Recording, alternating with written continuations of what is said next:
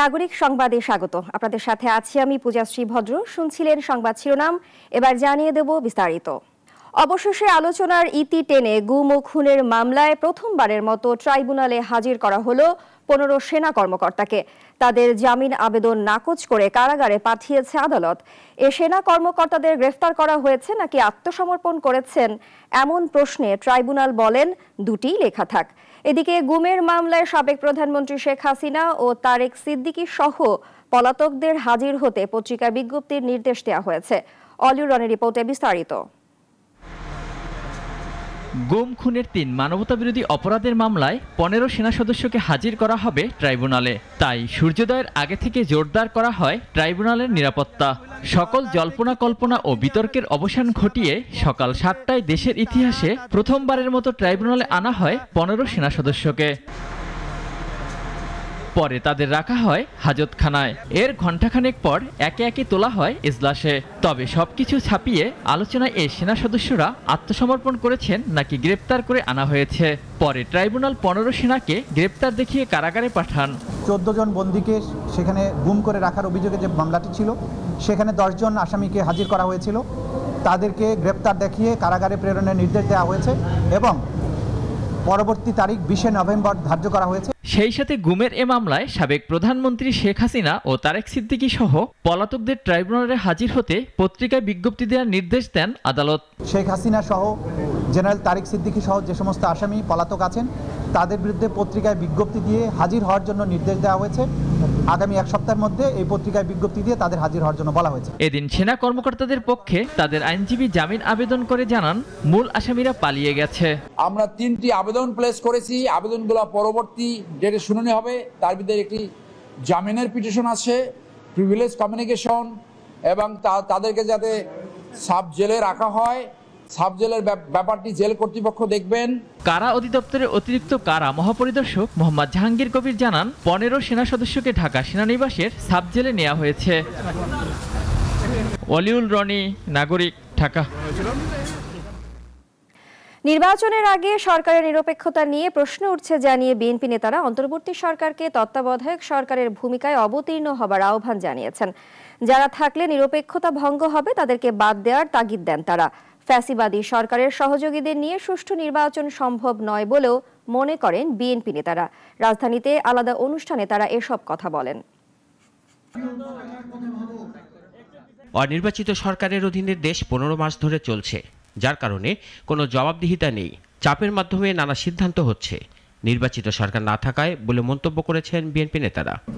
নির্বাচিত সরকার ছাড়া একটি দেশ চলছে 15 মাস, আপনি চিন্তা করেন। জাতীয় প্রেস ক্লাবে জাতীয়তাবাদী মুক্তিযোদ্ধা দলের আয়োজনে অংশ নেন বিএনপি সিনিয়র নেতা আমির খসরু মাহমুদ চৌধুরী। তিনি এসব মন্তব্য করে বলেন, নির্বাচনকে প্রশ্নবিদ্ধ করার জন্য নানা রকম প্রশ্ন দেখা দিচ্ছে এবং নিরপেক্ষতা না থাকলে নির্বাচন প্রশ্নবিদ্ধ, এটা সবাই জানে। সরকারের ভেতরে ও বাইরে নিরপেক্ষ থাকতে হবে। নির্বাচনের আগে সব ধোঁয়াশা দূর করতে হবে বলেও জানান বিএনপির এই নেতা।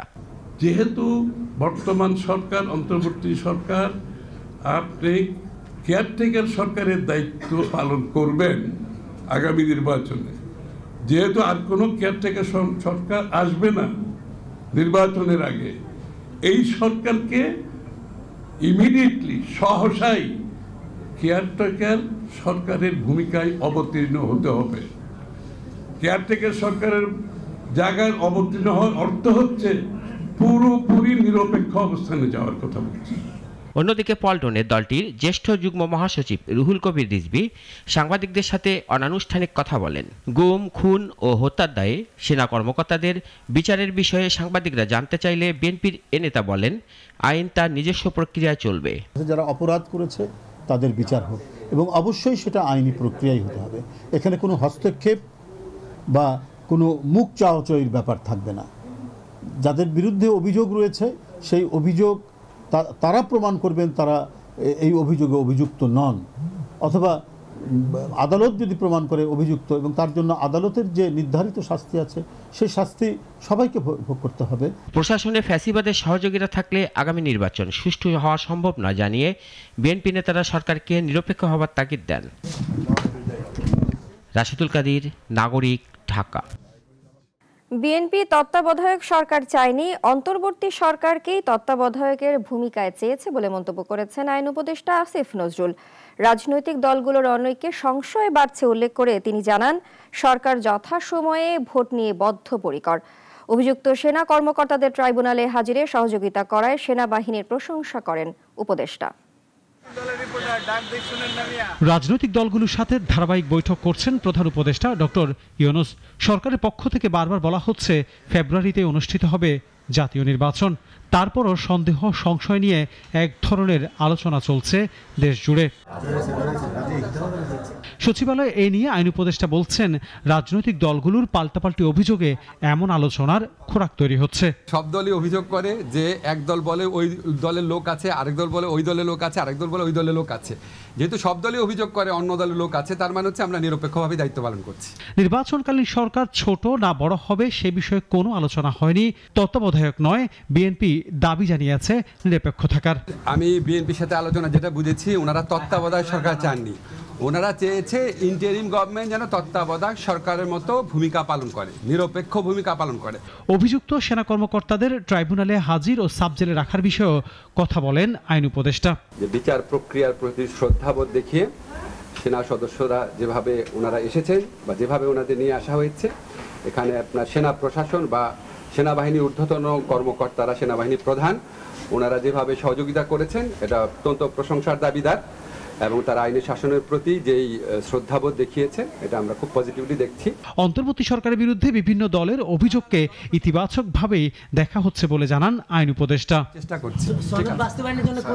আনোয়ার হোসেন, নাগরিক, ঢাকা। সুষ্ঠু ও নিরপেক্ষ নির্বাচন নিশ্চিত করতে মাঠ প্রশাসনের প্রতি কঠোর বার্তা দিয়েছেন প্রধান নির্বাচন কমিশনার। উপজেলা নির্বাহী অফিসারদের উদ্দেশ্যে তিনি বলেন, আইন মেনে দায়িত্ব পালন করতে হবে, কোনো চাপের কাছে নতি স্বীকার নয়। বিস্তারিত জানাচ্ছেন মুনিয়া জুথি। নির্বাচনে প্রশাসনিক কর্মকর্তাদের ভূমিকা নিয়ে কড়া সতর্কবার্তা দিয়েছেন প্রধান নির্বাচন কমিশনার। তার বক্তব্য, আইনের প্রতি শ্রদ্ধাশীল হয়ে দায়িত্ব পালন করতে হবে, কোনোভাবেই বাহ্যিক প্রভাব বা চাপের কাছে নতি স্বীকার করা যাবে না। রাজধানীর আগারগাঁওয়ে নির্বাচন প্রশিক্ষণ ইনস্টিটিউটে উপজেলা নির্বাহী অফিসারদের নির্বাচনী ব্যবস্থাপনা সংক্রান্ত প্রশিক্ষণ কর্মশালায় এ বার্তা দেন তিনি। বলেন, নির্বাচন কমিশনও কোনো কর্মকর্তাকে প্রভাবিত করতে পারবে না, বরং সবার ক্ষেত্রে নিরপেক্ষ ভূমিকা নিশ্চিত করবে। সেটা আমি এই মেসেজটা আপনাদের কাছে ডিসেমিনেট করতে চাই। আপনারাও কোনো প্রেশারের কাছে নতি স্বীকার করবেন না, কোনো চাপের কাছে নতি স্বীকার করবেন না, এবং সম্পূর্ণভাবে নিজের সিদ্ধান্তে, আইন অনুযায়ী সিদ্ধান্তে অটল থাকবেন। আমাদের পক্ষ থেকে আমরা সার্বিক সহযোগিতা দেব, এবং নির্বাচন কমিশনও কিন্তু কারো কোনো অন্যায় চাপের কাছে নতি স্বীকার করবে না। একটি সুষ্ঠু ও গ্রহণযোগ্য নির্বাচন উপহার দিতে দায়িত্বশীল ভূমিকা রাখার আহ্বান জানানো হয় কর্মশালায়। অনুষ্ঠানে উপস্থিত কমিশনাররা জানান, এবারের নির্বাচনে প্রচারণায় থাকবে না কোনো পোস্টার, তবে নির্ধারিত নিয়মে ডিজিটাল বোর্ড ও ব্যানার ব্যবহারের অনুমতি থাকবে।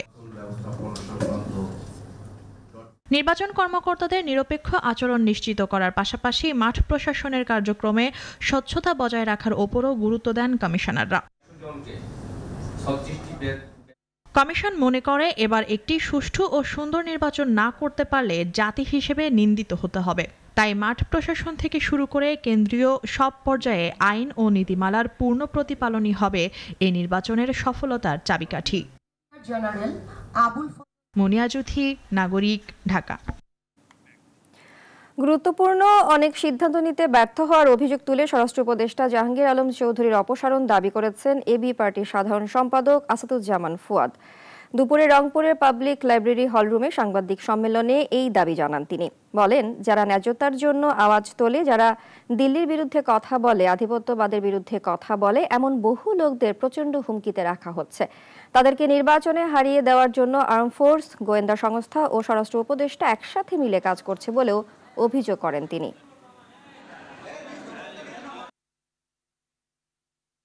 আমাদের বিভিন্ন বাহিনী বিভিন্ন সময় নির্বাচনে ইন্টারফেয়ার করেছে, এইরকম একটা উপদেষ্টা থাকলে বিভিন্ন বাহিনী ইলেকশন ইঞ্জিনিয়ারিং ইনভলভ হয়ে যেতে পারে।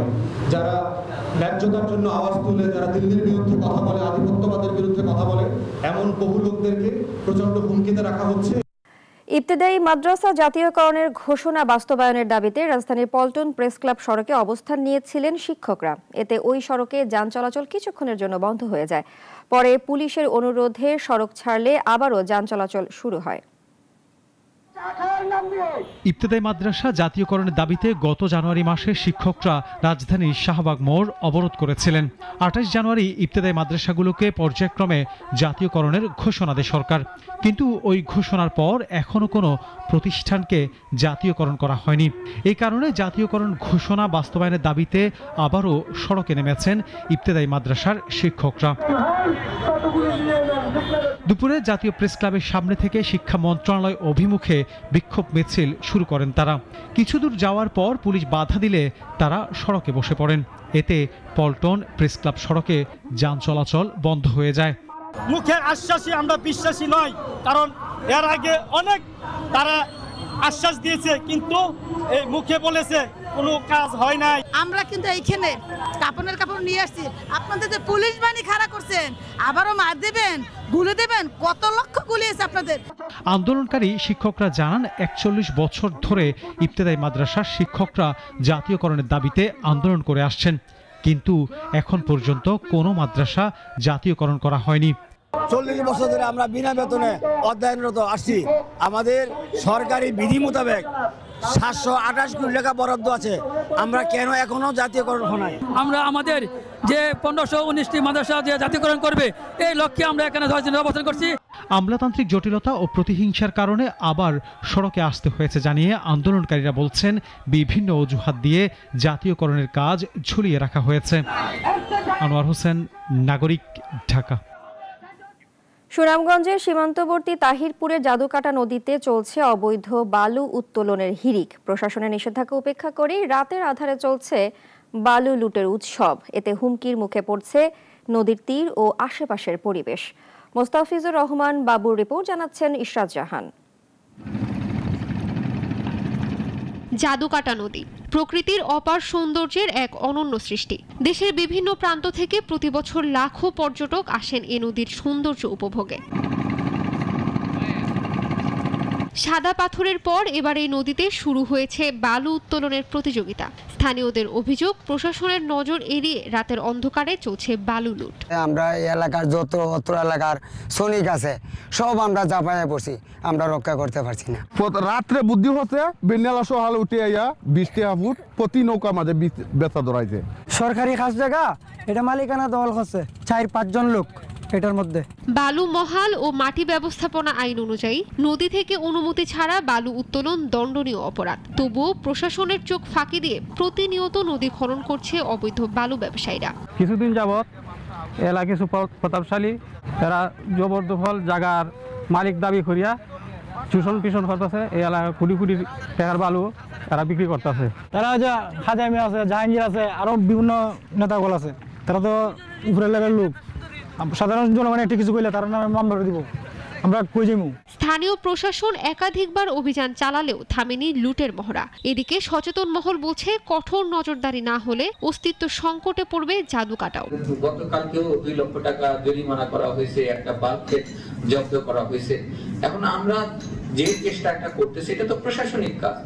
আমি তো মানে ওই অঞ্চলের স্থানীয় জনগণেরও তো কিছু দায়িত্ব আছে। যারা এই পার্কগুলো কাটে তারা কি বিদেশ থেকে আসছে? এরা তো আমার দেশেরই মানুষ, এরা কি বুঝে না যে এই পরিবেশের ক্ষতি হচ্ছে? জাদুকাটা নদীর সৌন্দর্য টিকিয়ে রাখতে প্রয়োজন সমন্বিত উদ্যোগ। প্রাকৃতিক সম্পদ রক্ষায় প্রশাসনের পাশাপাশি স্থানীয়দেরও সচেতন হতে হবে বলে মনে করেন পরিবেশবাদীরা। ইশরাত জাহান, নাগরিক।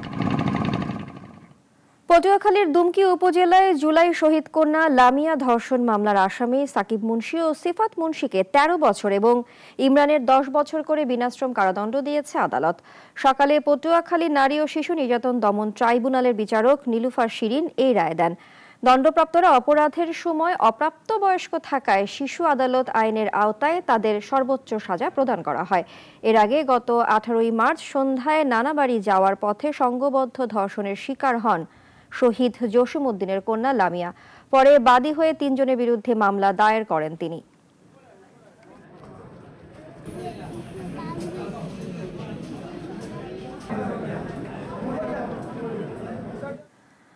ট্রাম্প পুতিন বৈঠক আপাতত হচ্ছে না, ফলে অনিশ্চয়তায় ইউক্রেন যুদ্ধবিরতির ভবিষ্যৎ। যুদ্ধের সমাপ্তি নিয়ে বিশ্বজুড়ে যেসব আলোচনা চলছিল তা এখন মুখ থুবড়ে পড়েছে। শীঘ্রই হচ্ছে না ট্রাম্প পুতিন বৈঠক, আর এতে অনিশ্চয়তায় পড়ে গেছে ইউক্রেন যুদ্ধবিরতির ভবিষ্যৎ। বুধবার আল জাজিরার এক প্রতিবেদনে জানানো হয়েছে, যুক্তরাষ্ট্র ও রাশিয়া উভয় পক্ষই স্পষ্ট করে বলেছে দুই দেশের প্রভাবশালী নেতা ডোনাল্ড ট্রাম্প ও ভ্লাদিমির পুতিনের মধ্যে যুদ্ধবিরতি নিয়ে এখনই কোনো বৈঠকের পরিকল্পনা নেই। এর আগে ট্রাম্প দাবি করেছিলেন তিনি 2 সপ্তাহের মধ্যেই হাঙ্গেরিতে পুতিনের সঙ্গে সাক্ষাৎ করবেন, কিন্তু হোয়াইট হাউস জানিয়ে দিয়েছে এমন কোনো আনুষ্ঠানিক পরিকল্পনা তাদের নেই। একই বার্তা এসেছে ক্রেমলিন থেকেও। রাশিয়ার মতে এমন উচ্চ পর্যায়ের বৈঠকের প্রস্তুতিতে সময় লাগে। মূল সমস্যা যুদ্ধবিরতির শর্ত নিয়ে। রাশিয়া চাইছে ইউক্রেনের দনবাস অঞ্চল পুরোপুরি নিজেদের নিয়ন্ত্রণে রাখতে, কিন্তু ট্রাম্পের অবস্থান সেই দাবির সঙ্গে মেলে না। এদিকে মঙ্গলবার ডোনাল্ড ট্রাম্প একটি বিতর্কিত মন্তব্য করেন। তিনি বলেন ইউক্রেন এই যুদ্ধে জিতবে না। তার এই বক্তব্যে ক্ষোভ প্রকাশ করেছে জেলেনস্কি প্রশাসন। বিশ্লেষকরা বলছেন আলোচনার স্থবিরতা ও বৈঠকের অনিশ্চয়তা যুদ্ধবিরতির সম্ভাবনাকে আরো দুর্বল করে তুলেছে। শাশ্বতী সরকার, নাগরিক। এখন এ পর্যন্তই। নাগরিকের খবর ও অন্যান্য সব আয়োজন দেখতে চোখ রাখুন আমাদের ওয়েবসাইট, ইউটিউব ও ফেসবুকে। ধন্যবাদ সবাইকে।